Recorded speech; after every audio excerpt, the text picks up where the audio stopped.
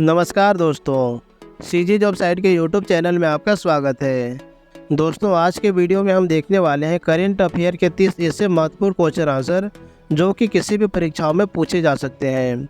दोस्तों, मैंने आपके लिए सभी क्वेश्चन सेलेक्टेड और इम्पोर्टेंट लिए हैं। अगर आप किसी भी कंपटीशन एग्जाम का तैयारी कर रहे हैं तो यह वीडियो आपके लिए बहुत ज़्यादा यूजफुल रहने वाला है, इसलिए इस वीडियो को शुरू से अंत तक ज़रूर देखिएगा। तो चलिए दोस्तों, शुरू करते हैं आज का प्रश्न। आज का पहला प्रश्न है, मई 2024 में जारी 5वीं ग्लोबल इलेक्ट्रिसिटी रिव्यू रिपोर्ट के अनुसार 2023 में सौर ऊर्जा उत्पादन में भारत का विश्व में कौन सा स्थान है? तो दोस्तों, इसका राइट आंसर हो जाता है ऑप्शन नंबर ए, तीसरा। दोस्तों, तीसरा इसका राइट आंसर है। अगर इम्पोर्टेंट पॉइंट देखें तो यूनाइटेड किंगडम स्थित वैश्विक थिंक टैंक एम्बर द्वारा प्रकाशित 5वीं ग्लोबल इलेक्ट्रिसिटी रिव्यू रिपोर्ट में कहा गया है कि भारत जो 2015 में विश्व में 9वें स्थान पर था, 2023 में जापान को पीछे छोड़कर तीसरे स्थान पर पहुंच गया है। ग्लोबल इलेक्ट्रिसिटी रिव्यू रिपोर्ट में 80 देशों को शामिल किया गया है। दोस्तों, अगर हम देखें शीर्ष 3 सौर ऊर्जा उत्पादक देश, तो पहले नंबर पे चीन आ जाता है और सेकंड नंबर पे संयुक्त राज्य अमेरिका और तीसरे नंबर पे भारत। नेक्स्ट प्रश्न है, वर्ष 2024 में भारत के नए नौसेना प्रमुख के रूप में किसे नियुक्त किया गया है? तो इसका राइट आंसर हो जाएगा ऑप्शन नंबर ए, दिनेश कुमार त्रिपाठी। दोस्तों, दिनेश कुमार त्रिपाठी को भारत के नए नौसेना प्रमुख के रूप में नियुक्त किया गया है। दोस्तों, इम्पोर्टेंट पॉइंट देखें तो भारतीय नौसेना की स्थापना 26 नवंबर 1950 को हुआ है। इसका मुख्यालय नई दिल्ली में स्थित है। दोस्तों, प्रतिवर्ष 4 दिसंबर को नौसेना दिवस के रूप में मनाया जाता है। नेक्स्ट प्रश्न है, अप्रैल 2024 में KISS मानवतावादी पुरस्कार 2021 से किसे सम्मानित किया गया है? तो इसका राइट आंसर हो जाएगा option number B, Ratan Tata. Important point देखें तो प्रसिद्ध उद्योगपति और परोपकारी टाटा समूह के चेयरमैन रतन टाटा को उनके मुंबई आवास पर आयोजित एक समारोह में प्रतिष्ठित KISS मानवतावादी पुरस्कार 2021 से सम्मानित किया गया है। यह पुरस्कार रतन टाटा को 2021 में घोषित हुआ था। इस पुरस्कार को प्राप्त करने में कोविड-19 महामारी के कारण देरी हुई है। नेक्स्ट, अगला प्रश्न है, किसे Jawaharlal Nehru port authority JNPA के मुख्य सतर्कता अधिकारी CBO के रूप में नियुक्त किया गया है? तो इसका राइट आंसर हो जाता है option number C, Manoj Kumar. C इसका राइट आंसर है। अगला प्रश्न है, विंझिंजम पोर्ट को भारत के पहले ट्रांसशिपमेंट पोर्ट के रूप में मंजूरी मिल गई है। यह किस राज्य में स्थित है? तो इसका राइट आंसर हो जाता है option number B, Kerala. B इसका राइट आंसर है। अगर इम्पोर्टेंट पॉइंट देखें तो केरल में अदानी समूह के विंझिंजम पोर्ट को भारत के पहले ट्रांसशिपमेंट पोर्ट के रूप में संचालित करने के लिए शिपिंग मंत्रालय से मंजूरी मिल गई है। यह भारत का पहला पूर्ण विकसित गहरे पानी का ट्रांसशिपमेंट पोर्ट होगा। ट्रांसशिपमेंट पोर्ट बंदरगाह पारगमन केंद्र है जहां एक जहाज से माल को उसके अंतिम गंतव्य के रास्ते पर दूसरे जहाज में स्थानांतरित किया जाता है। नेक्स्ट प्रश्न है, अप्रैल 2024 में ICC ने भारत के किस पूर्व क्रिकेटर को ICC पुरुष T20 विश्व कप 2024 का राजदूत घोषित किया है? तो इसका राइट आंसर हो जाएगा ऑप्शन नंबर ए, युवराज सिंह को। इम्पोर्टेंट पॉइंट देखें तो अंतर्राष्ट्रीय क्रिकेट परिषद ICC ने भारत के मशहूर पूर्व क्रिकेटर युवराज सिंह को ICC पुरुष T20 विश्व कप 2024 के लिए 36 दिनों के लिए राजदूत नियुक्त किया है। युवराज सिंह क्रिस गेल और उसेन बोल्ट के साथ पहले घोषित राजदूतों में शामिल हो गए हैं। नेक्स्ट प्रश्न है, ICC महिला T20 वर्ल्ड कप क्वालिफायर 2024 के राजदूत के रूप में किसे नियुक्त किया गया है? तो इसका राइट आंसर हो जाता है ऑप्शन नंबर सी, सन्ना मीर को। अगला प्रश्न है, पहली बार 60 वर्ष की आयु में मिस यूनिवर्स ब्यूनस आयर्स 2024 का खिताब किसने जीता? तो इसका राइट आंसर हो जाएगा option number A, Alejandra Marisa Rodrigues.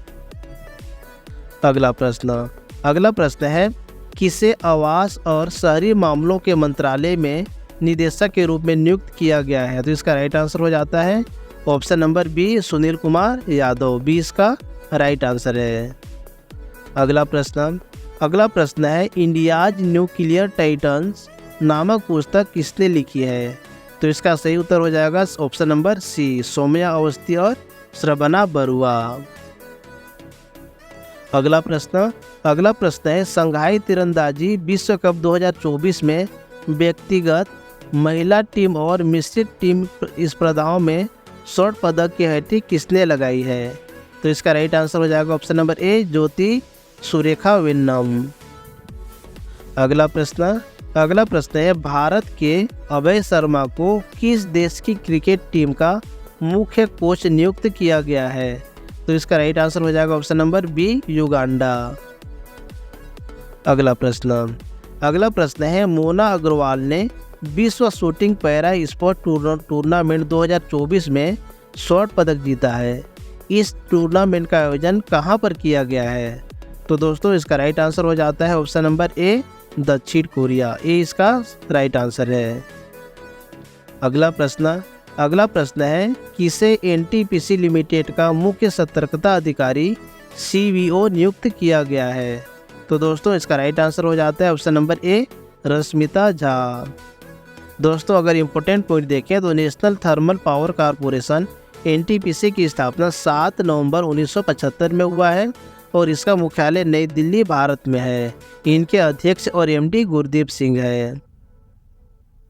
अगला प्रश्न है, अरामको कंपनी 2027 तक फीफा के प्रमुख फुटबॉल टूर्नामेंट को प्रायोजित करेगी। यह कंपनी किस देश से संबंधित है?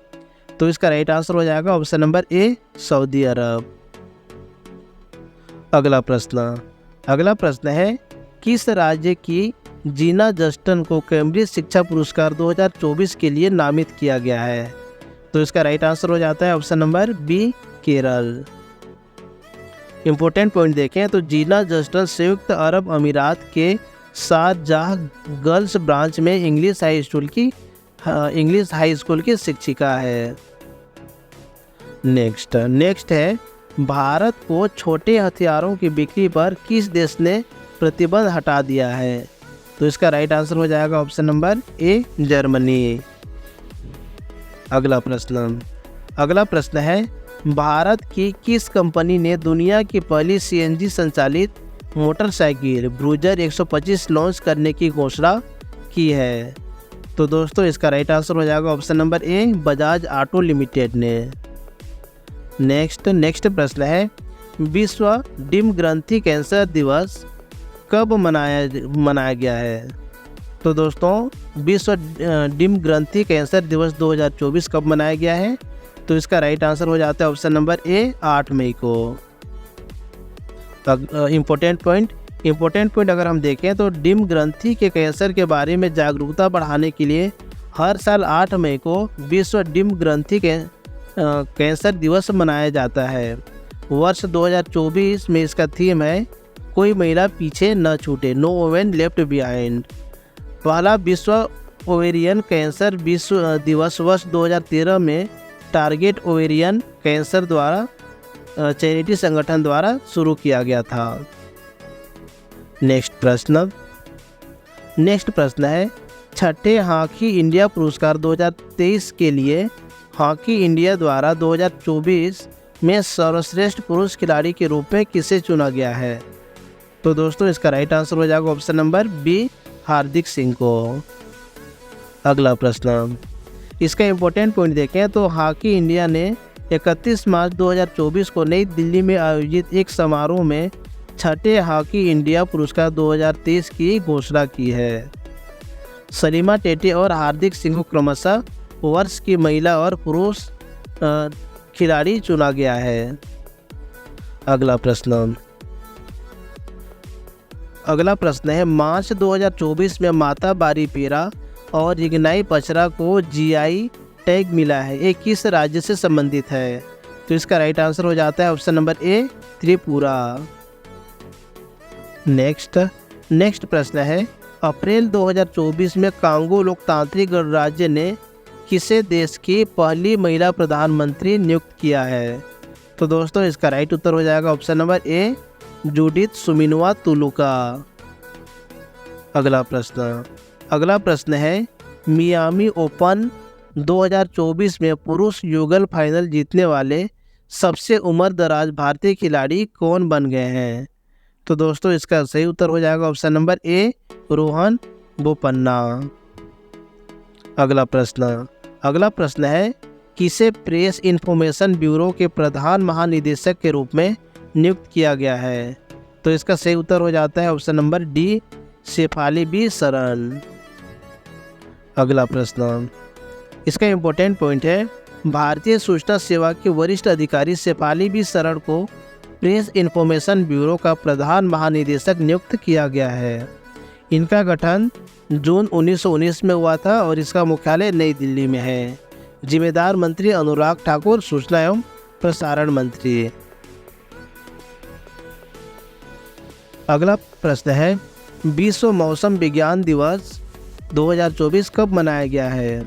तो इसका राइट आंसर हो जाता है ऑप्शन नंबर ए, 23 मार्च को।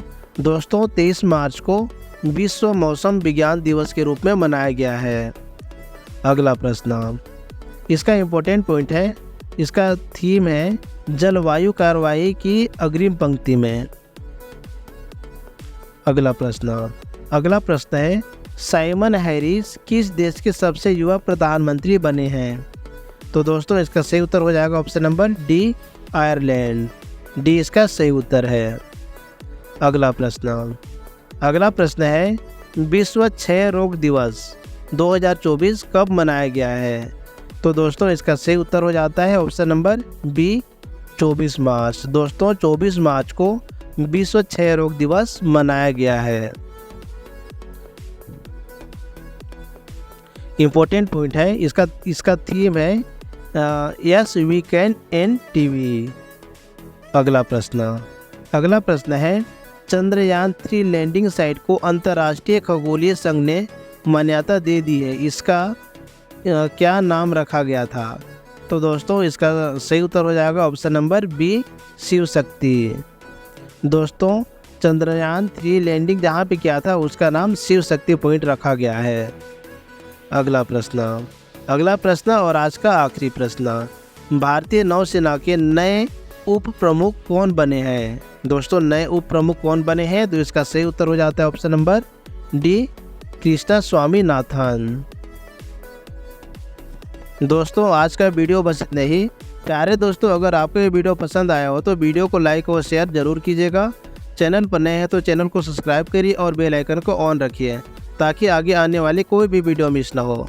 थैंक यू सो मच, मिलते हैं नेक्स्ट वीडियो में।